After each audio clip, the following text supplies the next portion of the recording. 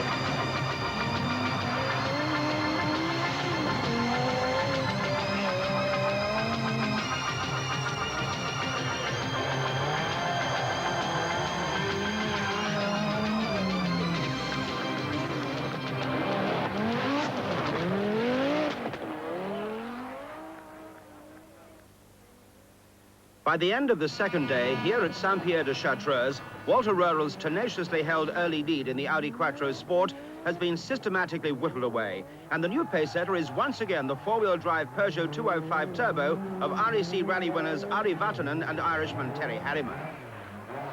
After some splendid driving on dry asphalt, Henry Toivonin's two-wheel drive Lancia is at an obvious disadvantage on this fresh snow. And his teammate Mickey Biasio has a similar problem and is being rapidly overhauled by the world champion Stig Blomqvist in another Audi Quattro. Making his debut with Peugeot, Timo Salonen's cautious start has been underlined by a wrong choice of tyres. And he's down in 6th place, just ahead of Dani Snowbeck's Renault 5 Turbo and the remarkable Jean-Claude Androuet at the wheel of a four-wheel drive Citroën Visa. Another Peugeot debutant with a tyre choice problem is Bruno Savi, who's been off the road for 6 minutes, dropping down to 9th.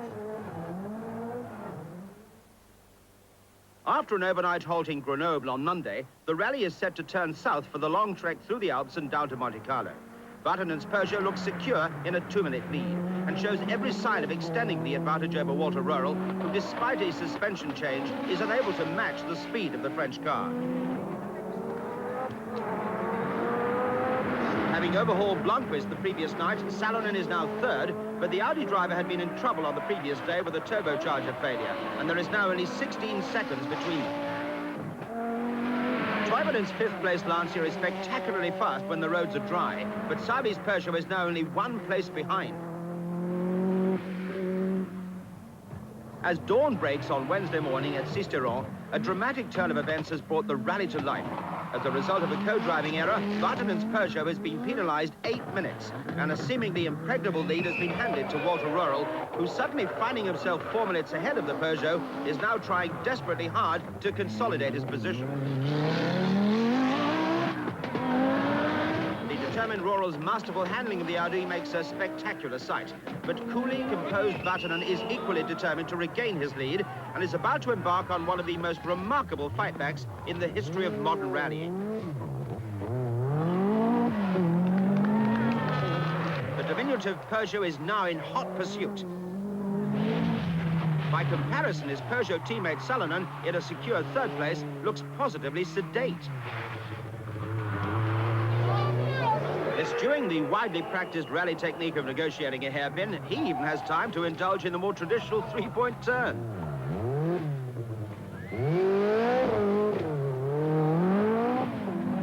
Never entirely at home on the asphalt roads of the French Alps, Blomqvist nevertheless holds 4th place on only his 2nd appearance in the short wheelbase Quattro Sport.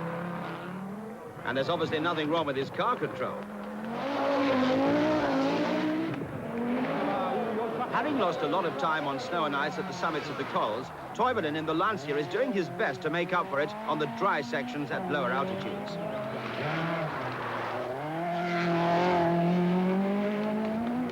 Frenchman Bruno Savi in the 3rd Works Peugeot has now hauled himself up to 6th, spurred on by partisan crowds at the roadside.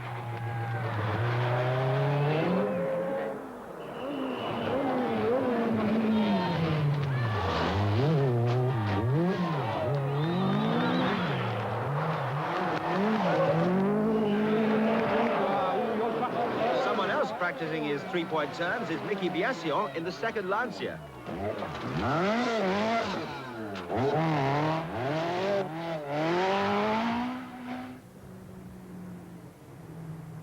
By Wednesday evening, as the back markers arrive in the hills above the Principality of Monaco, only half the 117 starters are still in the rally. However, the event now is really only about 2 cars: Walter Rural's Audi Quattro Sport and Ari Vatanen's Peugeot 205 Turbo. And the Finn has already recouped 2 minutes of his 4-minute deficit.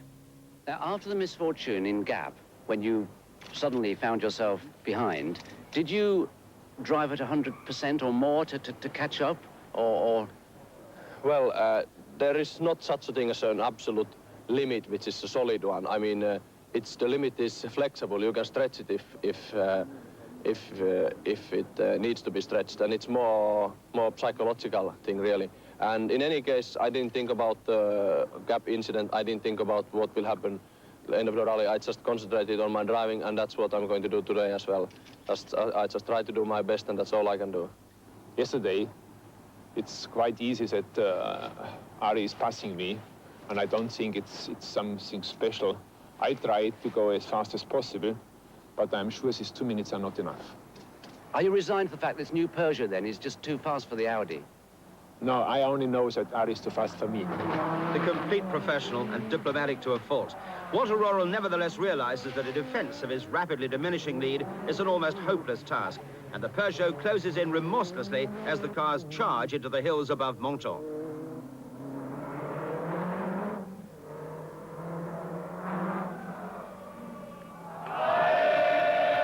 And at 2 o'clock in the morning, amid much revelry and celebration on the Col de Turini, this astonishing comeback is complete. Once again, Ari Vatanen and the Peugeot team lead the Monte-Carlo rally, and even the great Walter Rural is powerless to stop them.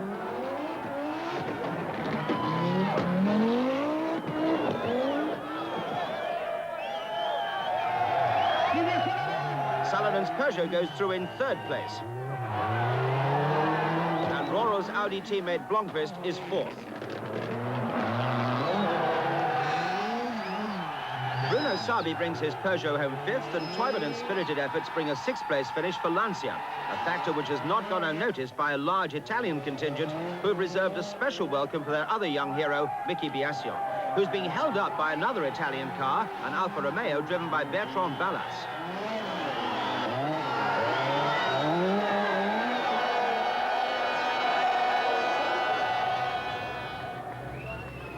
Down on the waterfront at Monte Carlo, the victory celebrations are in full swing.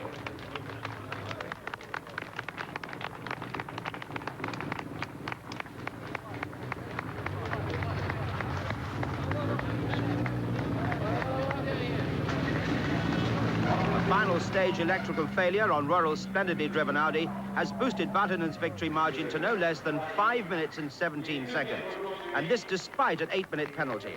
Peugeot's total domination is as complete as Vatanen's satisfaction is obvious. The French team have now won their last 4 World Championship rallies in succession. Where will it all end?